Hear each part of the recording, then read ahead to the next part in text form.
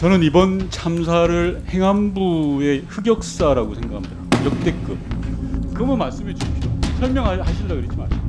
오늘 대통령께 받은 상황에 대해서 문제가 없습니까? 김건영입니다. 행안부 장관께 여쭙겠습니다. PPT 띄워주시기 바랍니다. 저는 이번 참사를 행안부의 흑역사라고 생각합니다. 역대급. 좀 외람됩니다만 행안부 장관님의 치욕이라고도 생각되는데요. 상사에게 보고를 하는 것이 아니 다음 페이지 넘겨주시고요. 상사에게 보고하는 것이 아니라 사실상 보고를 받은 공무원입니다. 제가 생각할 때 이유 여하를 막론하고 이 상황에 대해서는 문제가 있다고 생각하는데 장관님도 그렇게 생각하시죠? 뭐 누가 전화를 하느냐가 꼭 아니 중요하다고 보고를 생각하지 대통령께 않습니다. 받은 상황에 대해서 문제가 없습니까? 제가 최초로 상황 인식한 이후로 한 약 20분 정도 후에 대통령께서 전화를 아니 그러니까 하신 걸로 대통령이 기억하는데요. 행안부 장관한테 재난 상황에 대해서 이마저마 하더라라고 이야기하는 그 상황이 아무 문제가 없습니까, 장관님? 그것만 말씀해 주십시오. 설명하시려고 그러지 마시고. 아니, 저는 뭐 특별히 문제가 있다고 생각하지 않습니다. 그렇습니까? 네. 장관이 대통령한테 보고받은 게 아무 문제가 없다. 정말 대단한 대통령께서 정부라고 생각합니다. 저에게 다음 PPT 보고를 한 봐주십시오. 것은 아닙니다. 지시를 하신 것이죠. 장관 제가 질문하는 네. 시간입니다. 네. 장관의 망언 중에 이전과 비교했을 때 특별히 많은 인파가 모였던 것은 아니다라는 발언을 하신 적 있죠. 네, 그렇습니다. 뒤에 판넬을 봐주십시오. 이 판넬 사이즈 안에 16명이 들어가 있었다는 게 이번 이태원 참사입니다. 언론 보도에 이게 나왔습니다. 장관님.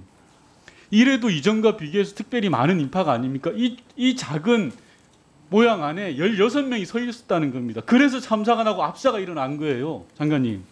이태원 그리고 또 지역에 하나 제가 질문하지 네. 않았습니다. 경찰이나 소방 인력을 미리 배치함으로써 해결될 수 있었던 문제가 아니다라고 말씀하신 적 있죠. 네, 그 생각 지금도 변함 없으십니까? 그거는 나중에 아니, 수사 지금도 결과가 변함이 나온 있는지를 다음에 의견을 지금- 말씀드리겠습니다. 지금도 변함이 있는지를 여쭈었습니다. 나중에 말씀을 드리겠습니다. 아니, 국정조사에 증인으로 오신 거예요. 네. 증인은 의원들이 질문에 답을 하셔야 될 의무가 있어요. 이 발언에 대해서 지금도 변함 없냐라고 물었습니다. 그 말에 시기에 적절치 않았음에 대해서는 제가 국민들께 사과를 드렸고요. 예, 좋습니다. 네. 사과드렸으면 됐고 다음 페이지 보십시오. 대통령보다 늦게 보고받고도 상황 파악만 지시하는 게 행안부 장관이었습니다. 장관의 지시사항을 일렬로 쭉 세어봤습니다. 전부 현장 상황 신속히 파악하고 최선을 다할 것. 특별한 게 아무것도 없습니다. 상황 파악만 지시하고 계셨습니다. 상황 장악이 제대로 안 된다는 것이고요. 저건 사실과 다릅니다. 잠시만요. 네. 질의합니다. 네. 중간에 끼어드시지 마시고요. 크로시아스를 통해서 신속하게 왜 전파가 안 됐습니까, 장관님? 행안부 누구에게? 크로시아스를 통해서 네. 크로시아 문자를 통해서 왜 신속하게 전파가 안 됐습니까? 누구에게 전파가 안 됐단 말씀이시죠? 유관 기관으로요. 네. 왜 전파가 안 됐는지를 여쭈었습니다. 전파가 제대로 된 걸로 알고 있는데요. 아, 이번에 그럼 1단계, 네. 2단계, 3단계에 맞춰서 전파가 제대로 잘 됐습니까? 근데 일단 단계별로 다 전파가 된 걸로 알고 그 있습니다. 단계별로 적합하게 적시에 제대로 됐습니까? 뭐 시간은 뭐 다소 조금 길어질 수 그 있습니다만 이유가 왜 상황 그렇습니까? 판단에 따른 시간이 전파는 제대로 된 길어진 걸로 알고 이유가 있습니다. 왜 그렇습니까? 뭐 여러 가지 이유가 있겠습니다만 뭐 예. 문구 작성하는 데 드는 시간이라든지 그런 것들이 있는 걸로 알고 있습니다. 좋습니다. 다음 네.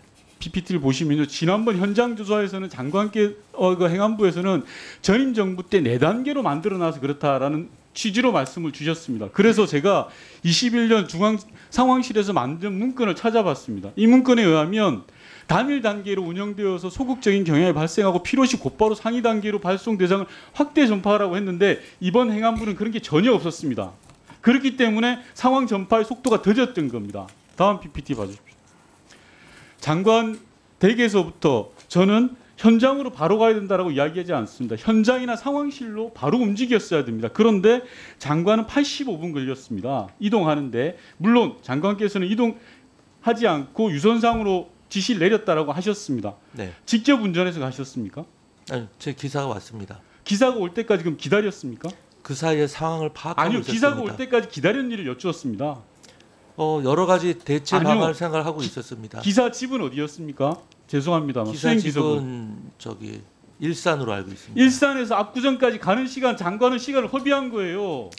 제 말 저는 그렇게 들어보십시오. 생각하지 않습니다. 만약에 저라면 통상적인 사람이라면 택시라도 타고 가면서 지시를 내리면서 갑니다. 상황실로 가든 현장으로 가든 그 시간에 수행비서를 기다리고 있기 때문에 80분이라는 시간이 낭비하신 거예요. 장관은 이 부분은 아무렇지도 않게 넘어가는데요. 이런 게 문제입니다. 안전에 대한 불감증인 거예요. 이 저는- 시간 동안 참사 현장에서는 많은 국민들이 죽어가고 있었던 겁니다. 아시겠어요?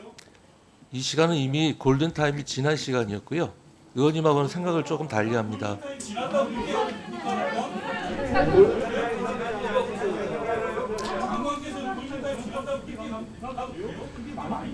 제가 그 사이에 놀고 있었겠습니까? 의원님? 한번 상식적으로 한번 생각을 해보십시오. 누굴 기다리고 있는 게 아니라요. 저 나름대로는 여기저기 전화하면서 상황을 다 파악하고 있었던 것입니다.